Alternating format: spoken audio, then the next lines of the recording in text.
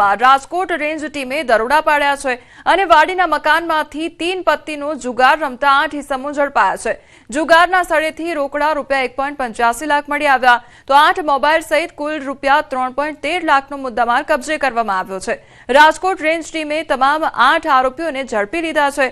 Upleta police સ્ટેશનમાં ગુનો દાખલ કરી કાયદેસરની કાર્યવાહી હાથ ધરાઈ છે।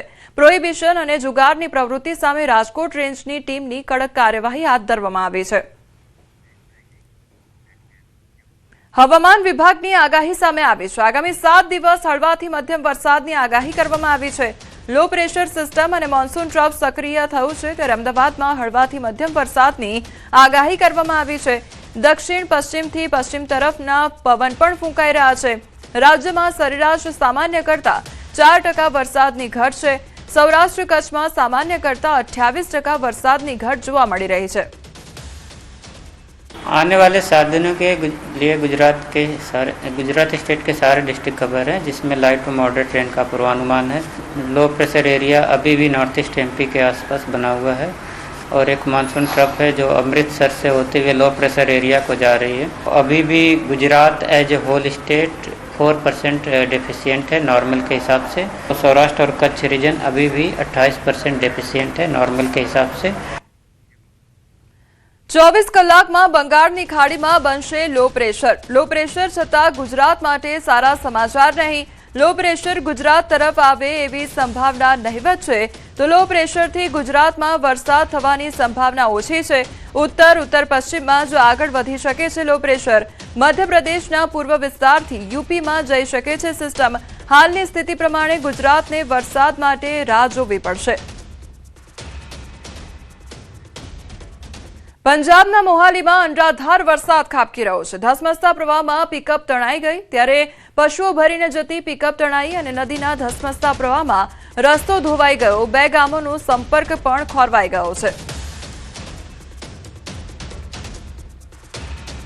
મુસાફરોને લઈને જતી જે પિકઅપ હતી તે પાણીમાં તણાઈ ગઈ હતી અને મોહાલીમાં અનરાધાર વરસાદ વરસી રહ્યો છે અને ધસમસતા પ્રવાહમાં જે આ પિકઅપ છે તે તણાઈ જવાની ઘટના સામે આવી છે। પશુઓ ભરીને જતી જે પિકઅપ છે તે તણાઈ જવાની ઘટના બની છે અને મોહાલીમાં અનરાધાર વરસાદ ખાબક્યો છે। ચારે તરફ પાણી જ પાણી નજરે પડી રહ્યું છે તો પાણીના વહેણમાં જે પિકઅપ છે તે તણાઈ જવાના દ્રશ્યો પણ સામે આવ્યા છે।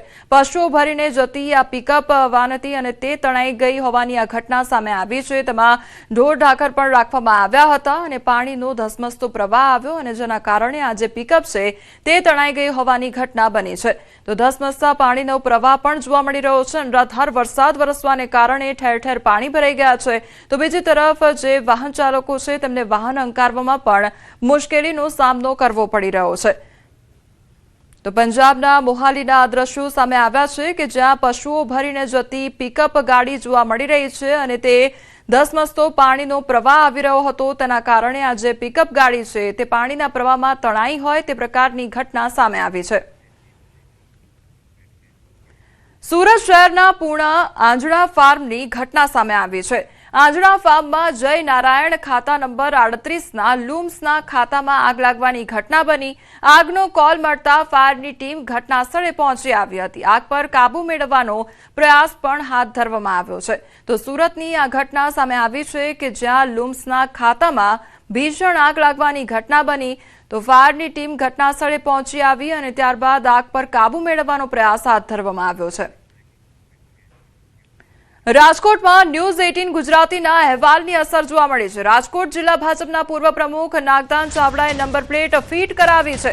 રાજકોટ શહેર ટ્રાફિક દ્વારા કાળા કલરની ફિલ્મ પણ દૂર કરવામાં આવી છે। તો રાજકોટ ટ્રાફિક પોલીસ દ્વારા ₹500નો દંડ ફટકારવામાં આવ્યો। નાગદાન ચાવડાએ દંડની ઓનલાઈન ચૂકવણી પણ કરી। ધારાસભ્ય ડોક્ટર દર્શિતા શાહના વાયરલ વિડીયોનો મામલો પણ સામે આવ્યો છે। નંબર પ્લેટ વગરના બાઇકમાં રેડી કાઢી હતી। ટ્રાફિક પોલીસે બાઇક ચાલક સામે કાર્યવાહી કરી છે તો કોર્પોરેટર સેજલ ચૌધરીએ એક્ટિવામાં નંબર પ્લેટ લગાવી છે।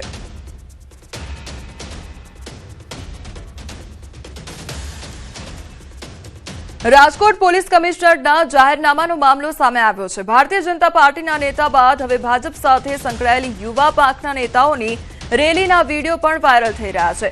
અખિલ ભારતીય વિદ્યાર્થી પરિષદની રેલીમાં કાળા કાચ અને નંબર પ્લેટ વગરની કાર દેખાઈ રહી છે। રાજકોટ શહેર પોલીસ અખિલ ભારતીય વિદ્યાર્થી પરિષદના હોદ્દેદારો તેમજ કાર્યકર્તાઓ વિરુદ્ધ કાર્યવાહી કરવામાં આવશે કે કેમ તેને લઈને પણ હવે સવાલ ઉદ્ભવી રહ્યો છે।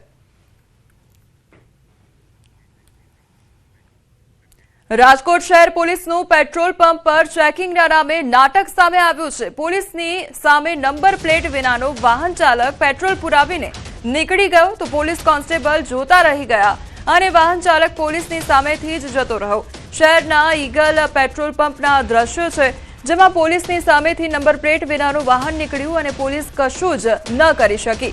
એક તરફ નંબર પ્લેટ વિનાના વાહનોની ડ્રાઈવ છે તો બીજી તરફ નજર સામે રહેલા વાહનો પોલીસ પકડી નથી શકતી। સમગ્ર ઘટનાઓનો વિડીયો જે છે તે પણ સોશિયલ મીડિયામાં વાયરલ થઈ રહ્યો છે।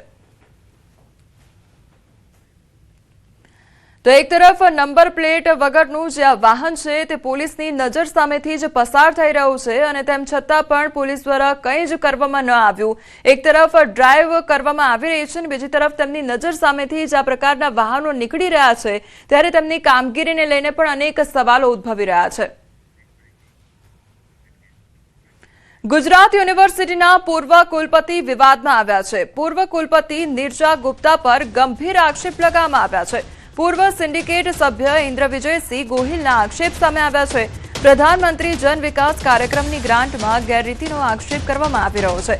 40 કરોડની ગ્રાન્ટ પોતાના ખાતામાં જ લઈ લીધી હોવાનો આક્ષેપ થઈ રહ્યો છે તો પોતાને જ પ્રિન્સિપલ ઇન્વેસ્ટિગેટર બનાવ્યાનો દાવો કરવામાં આવી રહ્યો છે।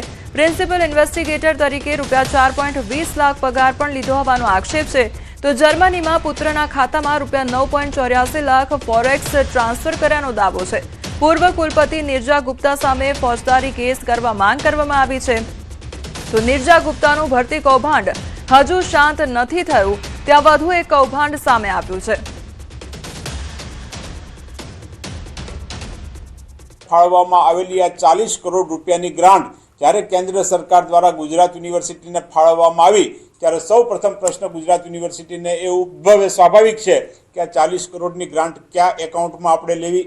તાત્કાલિક એ દિવસે સાંજના સમયે સિન્ડિકેટની બેઠક બોલાવવામાં આવે છે।